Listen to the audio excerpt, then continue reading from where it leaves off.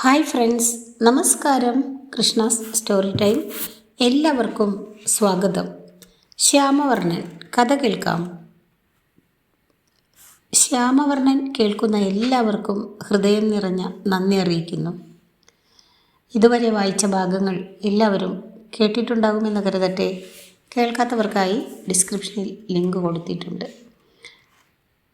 എല്ലാവർക്കും ഭഗവാന്റെ അനുഗ്രഹാശിസ്സുകൾ ഉണ്ടാകട്ടെ എന്ന് പ്രാർത്ഥിക്കുന്നു. ഇന്നത്തെ ഭാഗത്തിലേക്ക് ഓം ശ്രീകൃഷ്ണ പരമാത്മനേ നമഃ. ദുര്യോധനൻ്റെ പുത്രി.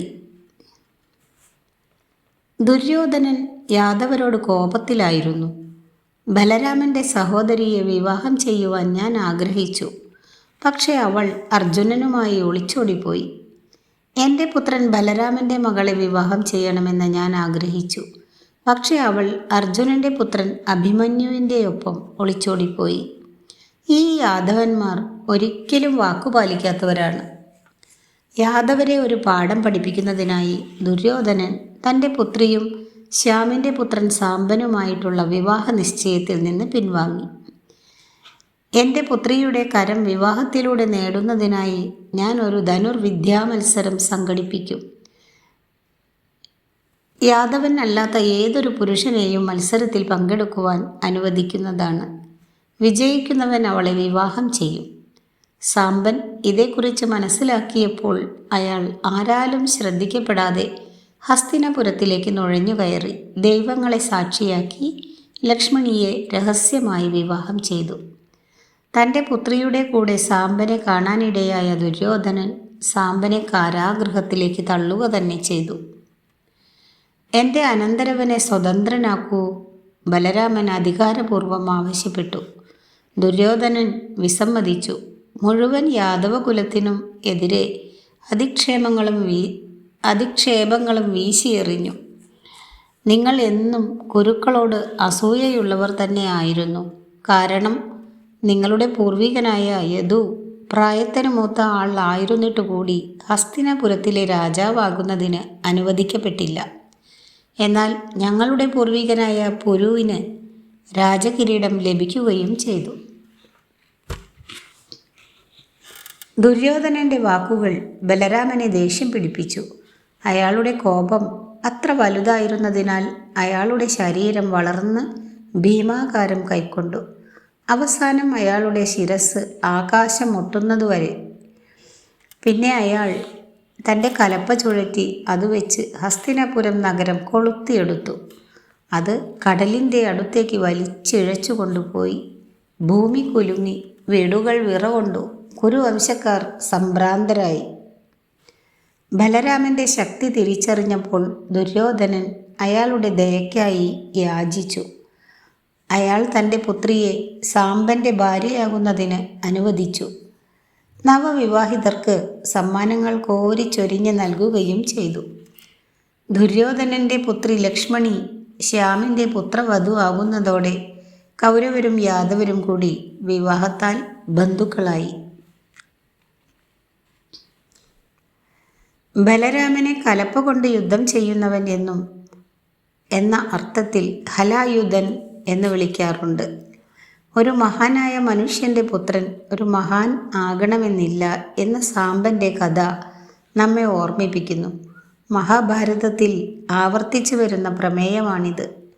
മലേഷ്യയിൽ മഹാഭാരത കഥ മലായ് ഭാഷയിൽ ഹിക്കായത് പാണ്ഡവജയ എന്ന പേരിൽ പുനരാഖ്യാനം ചെയ്തിട്ടുള്ളതായി നമുക്ക് കാണാം. പാണ്ഡവരും കൗരവരുമായിട്ടുള്ള യുദ്ധത്തിലാണ് ഇതിൽ ശ്രദ്ധ കേന്ദ്രീകരിച്ചിരിക്കുന്നത്. കൃഷ്ണൻ്റെയും അയാളുടെ പുത്രൻ സാമ്പൻ്റെയും കഥ ഹിക്കായത് സാങ് സാമ്പൻ എന്ന പേരിൽ പുനരാഖ്യാനം ചെയ്തിട്ടുണ്ട്. ഈ പുനരാഖ്യാനത്തിൽ ബൊമൻ അല്ലെങ്കിൽ ബ്രാക്കറ്റിൽ നരകൻ എന്ന അസുരൻ്റെ പത്നിയായ ജാനുവതിയുമായി സാമ്പൻ പ്രണയത്തിലാകുന്നതും തുടർന്ന് ബൊമൻ്റെ തടവുകാരനാകുന്നതും കൃഷ്ണനാൽ അവിടെ നിന്ന് രക്ഷപ്പെടുത്തുകയും ചെയ്യുന്നതും എങ്ങനെയാണെന്ന് നമ്മെ മനസ്സിലാക്കി തരുന്നുണ്ട്. ഭക്തിപ്രസ്ഥാന കാലത്തിനു മുൻപ് ഈ കഥകൾ തെക്കുകിഴക്കേഷ്യയിൽ എത്തിയിട്ടുണ്ട്. നാടോടി നാടകവേദിയുടെ ഭാഗമായി അത് നിലനിൽക്കുകയും ചെയ്തു. തടാകങ്ങളിലെ കുളി. ഒരു വലിയ സൂര്യഗ്രഹണം സംഭവിച്ചു.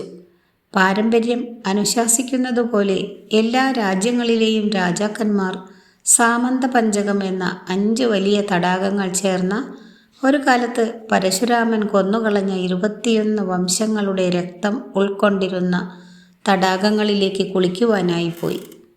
ധർമ്മം പിന്തുടരുന്നതിന് രാജാക്കന്മാർ വിസമ്മതിക്കുകയും അവരുടെ പ്രഭാവം, സ്വത്തും അധികാരവും വിതരണം ചെയ്യുന്നതിനു പകരം അത് സമാഹരിക്കുന്നതിനായി തീരുമാനിക്കുകയും ചെയ്തതിനാലാണ് പരശുരാമൻ അവരെ കൊന്നുകളഞ്ഞത്. ജലം നിറഞ്ഞു കിടക്കുന്ന തടാകങ്ങൾ തീർത്ഥാടകർ ഇപ്പോൾ സന്ദർശിക്കുന്നത് ധർമ്മം എന്തായിരുന്നുവെന്ന് സ്വയം ഓർമ്മിപ്പിക്കുന്നതിനാണ്.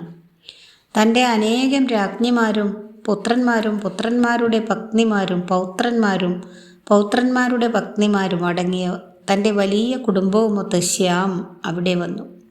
അയാൾ എല്ലാ യാദവരെയും ഒപ്പം കൂട്ടിയാണ് പോയത്. അവിടെ അയാൾ ഭരതന്മാർ, ധൃതരാഷ്ട്രർ, ഗാന്ധാരി, കൗരവർ, അവരുടെ കുടുംബങ്ങൾ എന്നിവരെ കണ്ടുമുട്ടി. ചേതി, അവന്തി, വിദർഭ എന്നീ രാജ്യങ്ങളിലെയും മത്സ്യം, മാദ്രം, കേകേയം എന്നീ രാജ്യങ്ങളിലെയും പിന്നെ അംഗം, വംഗം, കലിംഗ എന്നീ രാജ്യങ്ങളിലെയും പ്രാഗ്ജ്യോതിഷം, സോനിതാപുരം എന്നീ രാജ്യങ്ങളിലെയും രാജാക്കന്മാരെയും അയാൾ അവിടെ വെച്ച് കണ്ടുമുട്ടി.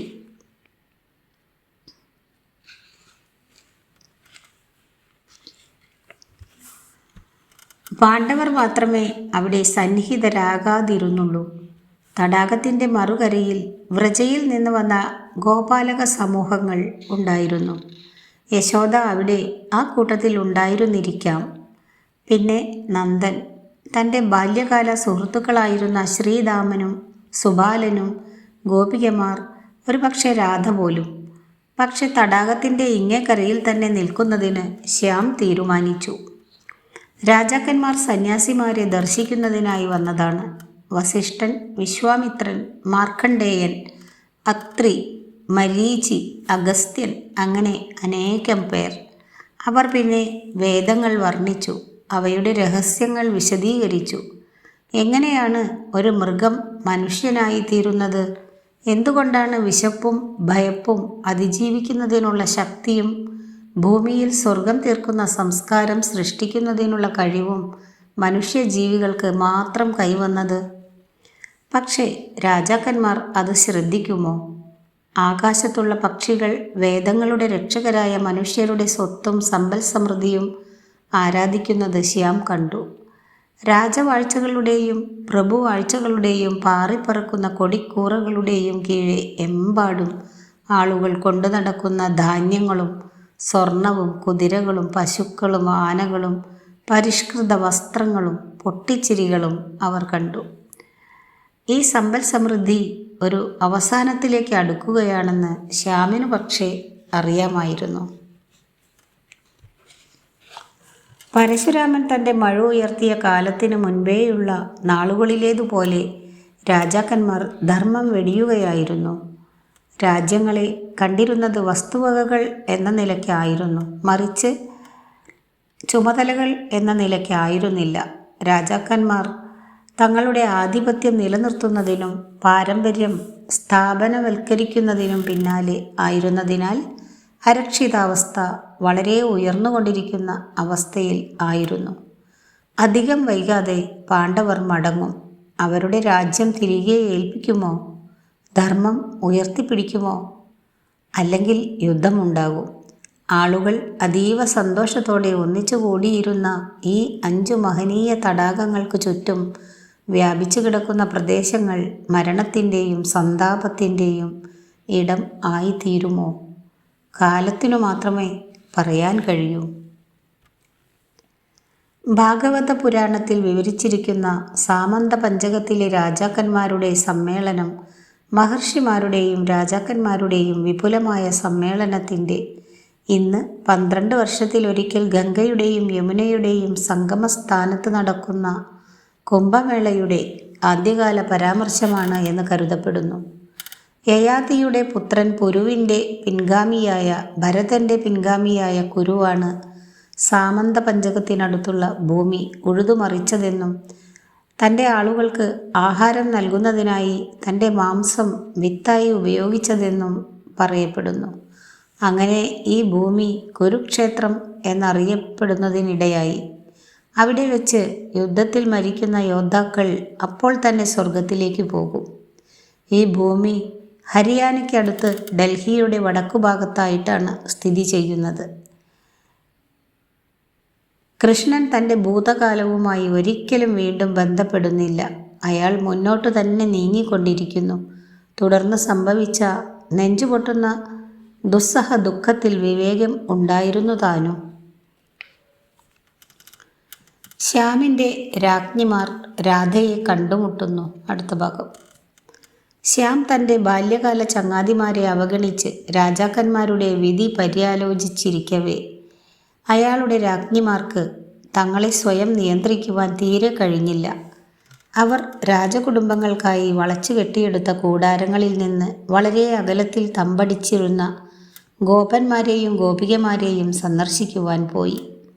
അവരുടെ ഭർത്താവിൻ്റെ ബാല്യകാലത്തെക്കുറിച്ചും അയാളുടെ കുസൃതികളെക്കുറിച്ചും അയാളുടെ കളികളെക്കുറിച്ചും അയാളുടെ ശൃംഗാര ചേഷ്ടകളെക്കുറിച്ചും അയാളുടെ ചങ്ങാതിമാരെക്കുറിച്ചും ശ്യാമിൻ്റെ ഹൃദയം ഒരിക്കൽ ഭരിച്ചിരുന്ന രാധ എന്ന് പറയുന്ന സ്ത്രീയെക്കുറിച്ചും അറിയുന്നതിനാഗ്രഹിച്ചു. അവർ കണ്ട സ്ത്രീ അവരുടെ സങ്കല്പത്തിലുള്ള സ്ത്രീ ആയിരുന്നതേയില്ല. രാധ സൗന്ദര്യം പ്രസരിപ്പിക്കുന്ന ഒരു സുന്ദരി ആയിരുന്നില്ല. അവൾ വെറും സാധാരണ ഗോപിക മാത്രമായിരുന്നു. അവളുടെ തൊലി സൂര്യതാപത്തിൽ കരിവാളിച്ചിരുന്നു. പ്രായം കൊണ്ട് നിറം കെട്ടിരുന്നു. പശുക്കളെ പരിപാലിക്കുന്നതിലും ചാണകവരളികൾ ഉണ്ടാക്കുന്നതിലും തൻ്റെ കുടുംബം പരിരക്ഷിക്കുന്നതിലും വ്യാപൃതയായിരുന്നു അവൾ. രാജ്ഞിമാർ സ്വയം പരിചയപ്പെടുത്തിയപ്പോൾ അവൾ അവരെ ഉപവിഷ്ടരാകുന്നതിന് ശ്യാം വളരെയധികം ഇഷ്ടപ്പെട്ടിരുന്ന വെണ്ണ രുചിച്ചു നോക്കുന്നതിനും ഉത്സാഹത്തോടെ ക്ഷണിച്ചു. പകരമായി 8 രാജ്ഞിമാരും മുന്തിയ പട്ടുവസ്ത്രങ്ങളും സ്വർണ്ണ കസവ് പിടിപ്പിച്ച വസ്ത്രങ്ങളും അവൾക്ക് സമ്മാനമായി നൽകി. അവൾ അവയെല്ലാം ബഹുമാനപൂർവ്വം സ്വീകരിച്ചു. പക്ഷേ ഉടനെ തന്നെ അവയെല്ലാം യാദവ രാജ്ഞിമാരുടെ ആഡംബരം വിസ്മയത്തോടെ നോക്കിക്കണ്ട് തനിക്ക് ചുറ്റും കൂടിയിരിക്കുന്ന തൻ്റെ മക്കൾ, തൻ്റെ സഹോദരിമാർ, തൻ്റെ സുഹൃത്തുക്കൾ എന്നിവർക്കിടയിൽ വിതരണം ചെയ്തു.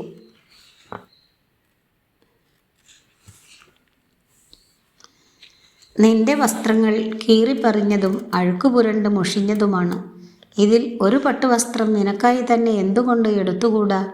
അവരുടെ ശക്തനായ ഭർത്താവിന് ഇതുപോലുള്ള ഒരു വെറും സാധാരണക്കാരിയെ സ്നേഹിക്കുവാൻ സാധിക്കുന്നത് എങ്ങനെയെന്ന് മനസ്സിലാക്കാനാവാത്ത രാജ്ഞിമാർ അവളോട് ചോദിച്ചു.